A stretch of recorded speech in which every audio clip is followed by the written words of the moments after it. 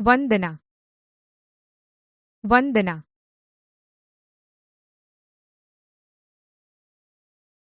પ્રણામ, નમસ્કાર. વિદ્યાર્થી મિત્રો, સંસ્કૃત ભાષાનો અભ્યાસ કરતા પહેલા આપણે ઈશ્વર સ્તુતિ રૂપે વંદનાના શ્લોકોનું ગાન કરીશું તથા તેનો ભાવાર્થ સમજીશું. આજે આપણે સંસ્કૃત ભાષાના અભ્યાસનો પ્રારંભ કરતા પહેલા પુસ્તકના પ્રારંભે વિદ્યારૂપે રહેલી દેવી સરસ્વતીને વંદન કરીશું.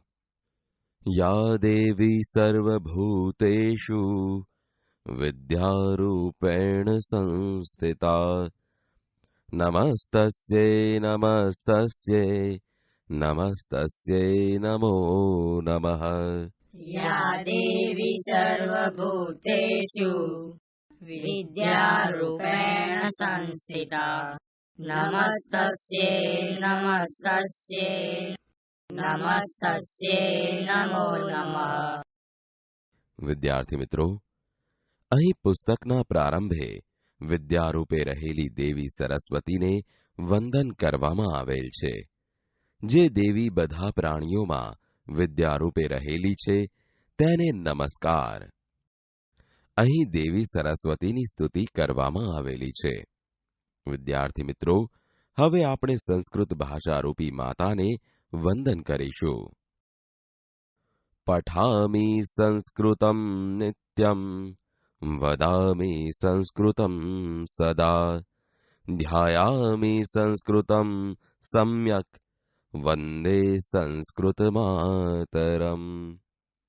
પઠામિ સંસ્કૃતમ નિત્યમ વદામિ સંસ્કૃતમ સદા ધ્યાયામિ સંસ્કૃતમ સમ્યક વંદે સંસ્કૃત માતરમ. વિદ્યાર્થી મિત્રો, આ શ્લોકમાં સંસ્કૃત ભાષાનું પઠન કરતા કહેવામાં આવ્યું છે. હું હંમેશા સંસ્કૃત વાંચું છું. હું હંમેશા સંસ્કૃત બોલું છું. હું સારી રીતે સંસ્કૃતનું ધ્યાન ધરું છું. હું સંસ્કૃત ભાષારૂપી માતાને વંદન કરું છું. વિદ્યાર્થી મિત્રો, હવે આપણે અંધકારમાં પ્રકાશ ફેલાવનારા દીવાની જ્યોતને વંદન કરીશું. શુભમ કરોતુ કલ્યાણમ આરોગ્યમ ધન સંપદમ શત્રુબુદ્ધિ વિનાશાય દીપ જ્યોતિર્નમોસ્તુતે. શુભમ કરોતુ કલ્યાણમ આરોગ્યમ ધન સંપદમ શત્રુબુદ્ધિ વિનાશાય દીપજ્યોતિ નમસ્તુતે. વિદ્યાર્થી મિત્રો, અહીં દીવાની જ્યોતને સંબોધીને કહેવામાં આવ્યું છે કે હે દીવાની જ્યોત, તમે અમારું શુભ કરો, અમને સ્વાસ્થ્ય આપો અને અમારી ધન સંપત્તિમાં વધારો કરો. તમે અમારા શત્રુઓની દુષ્ટ બુદ્ધિનો વિનાશ કરો. હે દીવાની જ્યોત, તમને અમારા નમસ્કાર. વિદ્યાર્થી મિત્રો, હવે આપણે આ સૃષ્ટિના પાલનહાર એવા ભગવાન વિષ્ણુને વંદન કરીશું. મુકમ કરોતિ વાચાલમ પંગુમ લંઘયતે ગિરિમ યત્કૃપાતમહં વંદે પરમાનંદ માધવમ.